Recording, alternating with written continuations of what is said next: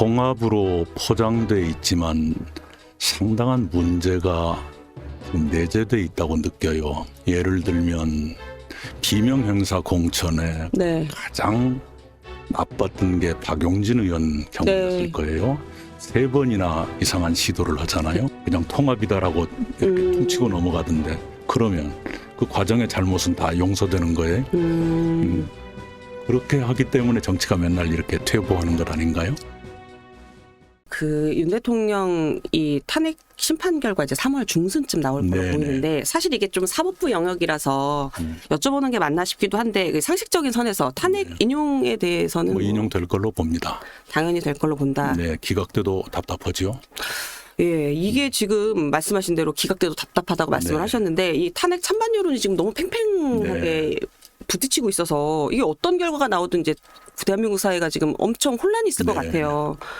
전직 국무총리로서 여당, 야당, 정치인들에게 두루 좀 조언을 해주신다면 어떠겠습니까? 우선은 헌법재판소가 몇 번의 기회를 놓쳤어요. 그래서 굉장히 큰 화를 자초하고 있다, 이렇게 네. 보입니다. 우선은 헌법재판소는 어느 쪽인가는 결론을 내야 되는 것이 숙명인데, 네.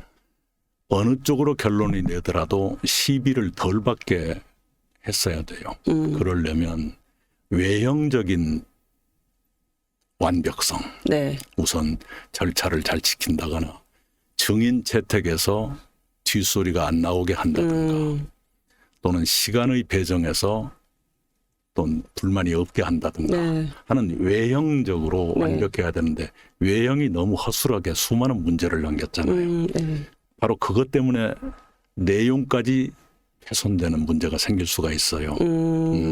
이렇게 절차적으로 합법적이지 않았다, 공정하지 않았다, 외형적으로도 그랬다, 그 내용을 우리가 어떻게 받아들이냐, 이런 논리를 반대하는 사람들에게 제공할 수가 있죠. 그 오해 점에서 살만한 점을 좀. 네네, 그 트집 잡힐 일을 많이 했다. 그 점에서 굉장히 안타까워요.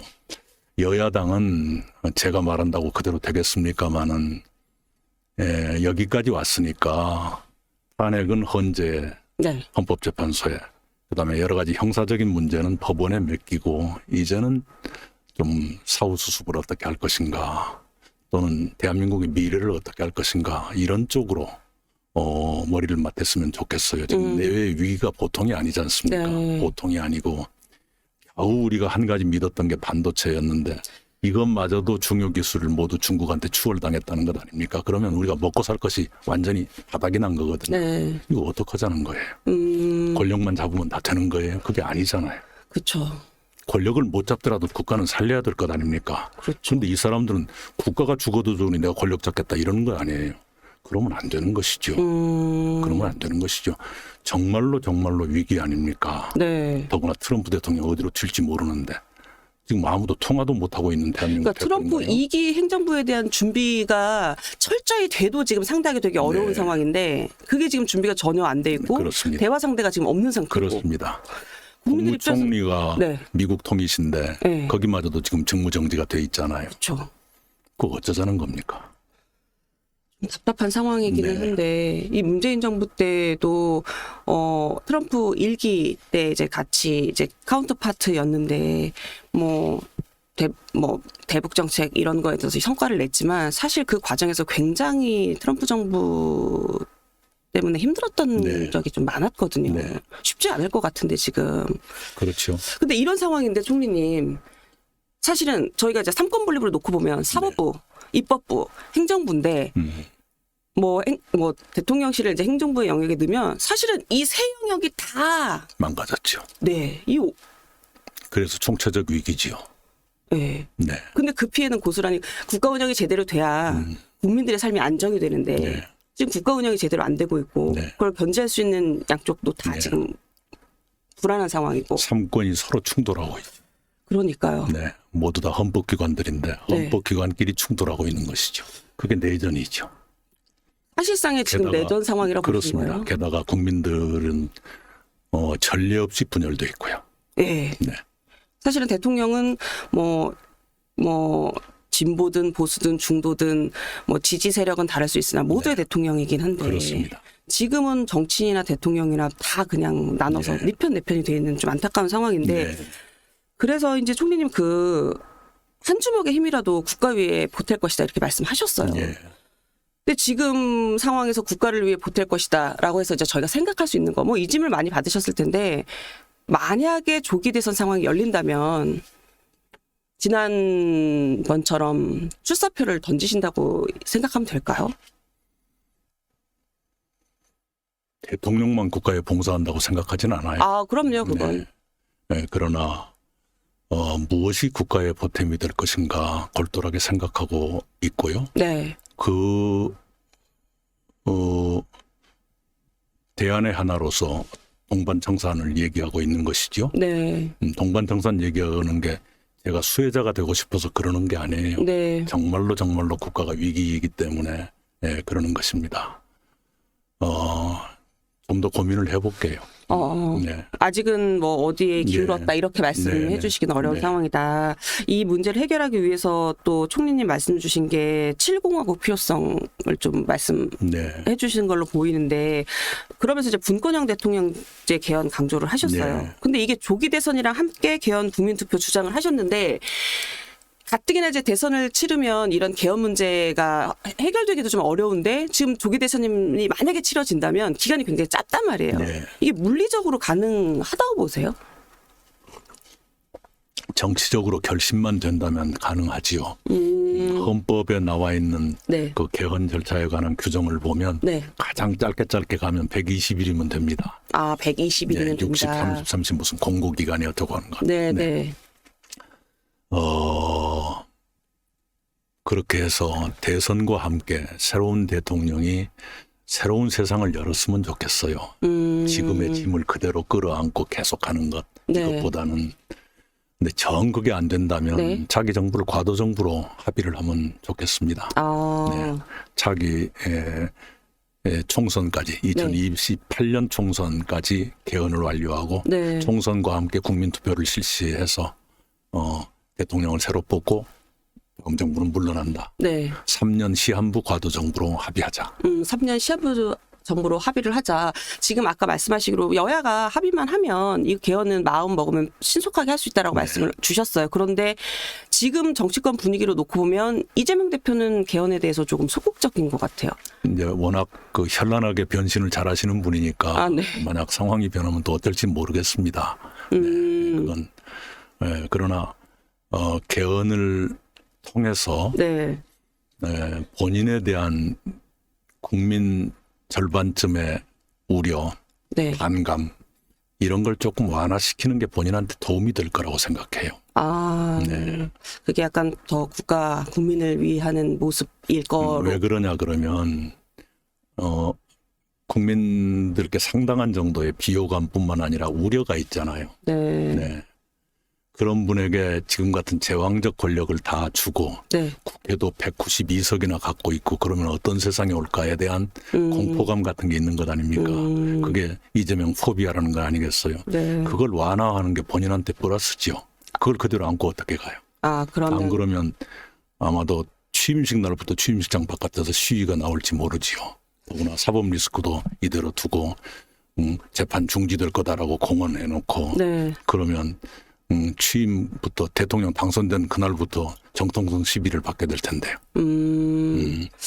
이게 지금 국가 위기를 해결하기 위해서 그 총리님이 힘을 보태시겠다라고 얘기를 하셨는데 그러면서 이제 뭐 그 대선 출마 자체는 이제 그 선택지 중에 하나라고는 하셨어요. 근데 사실 선거는 뭐 49대 51 내 싸움이다 이런 말씀들 많이 하시잖아요. 그러면 결국은 진영 간에 좀 합쳐야 된다, 통합해야 된다 이런 얘기도 이제 나오기 시작을 할 거란 말이에요. 선거 되면.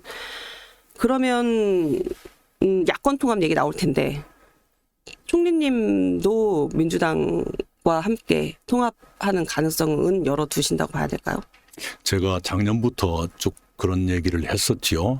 민주 세력이 재편돼야 한다. 네. 그때 우리는 작은 씨앗이라도 될 것이다. 라는 말씀을 드렸는데 지금도 그 심정에는 변함이 없습니다. 그것을 위해서는 사법 리스크나 국가 리스크가 없는 다른 후보를 내세우는 것이 정권 교체를 확실히 하는 데도 좋고 국가적인 혼란을 막는 데도 좋고 네. 민주세력 재편을 위해서도 좋을 거예요. 그 말씀을 하셨어요. 그 호남에서 새 지도자를 뽑아줘야 한다 이런 취지의 말씀을 하셨는데, 근데 지금 민주당의 상황을 놓고 보면 그게 쉬울 것만 같지는 않은 상황이라서 이 상황이 변하지 않아도 여건이 되면 함께 미랄이 되는 역할을 할 수 있다. 제가 할 일이 별로 없을 겁니다. 그건 김대중 대통령이 말씀하신 행동하는 양심하고 다른 거죠. 예. 네. 그 김경수 전 경남지사는 벌써 이제 총리님도 함께해서 같이 가야 된다라고 얘기를 하고 있기는 한데, 보면 뭐 물론 지금은 당이 달라서일 수는 있는데 이재명 대표가 지금 이제 민주당 내에서는 통합 행보를 하고 있는데, 혹시 총리님께도 만나자는 다른 연락이 온 적이 있나요? 없고요. 네. 예, 그리고 제가 뭐 안아달라고 보채는 어린아이는 아니잖아요. 그렇죠. 네. 만약에 오면 그래도 한번 만나주실. 그런 가정은 할 필요가 없고요. 네. 우리 아까 말씀하신 그분도 그 말씀하기 며칠 전에는 또 다른 말을 했었어요. 네. 그리고 통합으로 포장돼 있지만 상당한 문제가 지금 내재돼 있다고 느껴요. 어떤 문제일까요? 예를 들면 비명 행사 공천에 네. 가장 나빴던 게 박용진 의원 경우였을 네. 거예요. 3번이나 이상한 시도를 하잖아요. 그렇죠. 마지막에는 갑자기 룰까지 바꾸지 않습니까? 규칙까지. 거기에는 정치적으로 나빴다 뿐만 아니라 불법성의 문제까지도 있을 수 있지요. 경선 도중에 규칙을 바꾸는 게 옳으냐, 합법적이냐 하는. 그런데 그런 잘못된 것을 묻어두고 가는 것이 정치 발전에 도움이 되나요?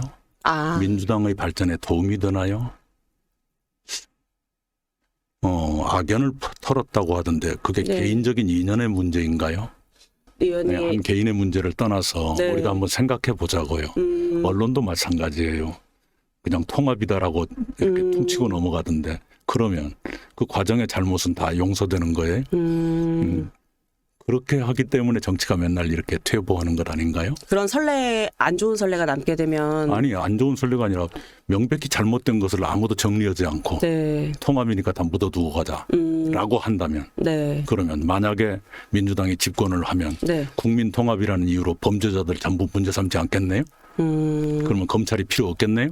그 법치주의가 잘 되나요? 왜 그런 것을 염려하지 않죠?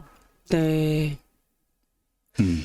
지금 말씀 주신 거 들으면서 저도 박용진 의원이 개인적으로는 뭐 이 악연을 털었을지 몰라도 그 사건 자체는 하나의 그 민주당 내에서 있는 상징적인 어떤 공적인 사례일 네, 수도 있다는 그렇죠. 말씀이신 거잖아요. 그렇죠.